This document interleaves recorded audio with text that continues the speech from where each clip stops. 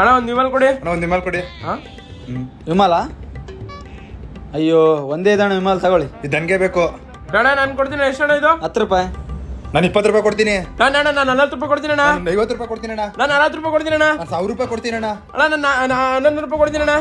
ನಾನು 2000 ಕೊಡ್ತೀನಿ ಅಣ್ಣ. ಅಣ್ಣ ನಾನು 2,500 ಕೊಡ್ತೀನಿ ಅಣ್ಣ. ಅಣ್ಣ ನೀ 1000 ಕೊಡ್ತೀಯಾ? ಕೊಡ್ತೀನಿ ಅಣ್ಣ ನೀನ್ 2,000 ಕೊಡ್ತೀಯಾ? ಕೊಡ್ತೀನಿ ಅಣ್ಣ. ಒಂದ್ ನಿಮಿಷ ಇರೋಣ.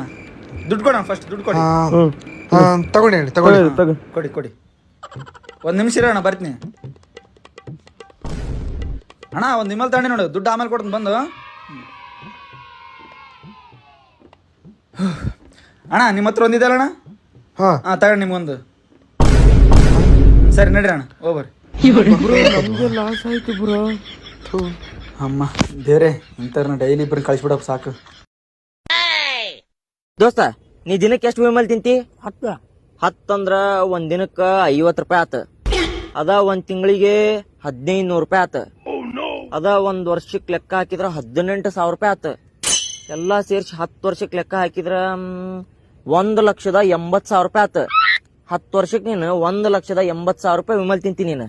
ಅದ ರೊಕ್ಕ ನೀನು ಕೂಡಿಟ್ಟು ಬ್ಯಾಂಕ್ದಾಗ ಇಟ್ಟಿದ್ದಂದ್ರ 1-2.5 ಲಕ್ಷ ರೂಪಾಯಿ ಬರ್ತಿತ್ತು. ಅದ ರೊಕ್ಕದಾಗ ನೀನು ಒಂದ್ ಹೊಸ NS ಗಾಡಿ ತಗೊಂತಿದ್ದಿ. ನೀ ತಿಂತೀಯ ವಿಮಲ? ಇಲ್ಲೇಪ್ಪ ನಾ ತಿನ್ನಂಗಿಲ್ಲ. ಮತ್ ನಿನ್ ಕಡೆ NS ಗಾಡಿ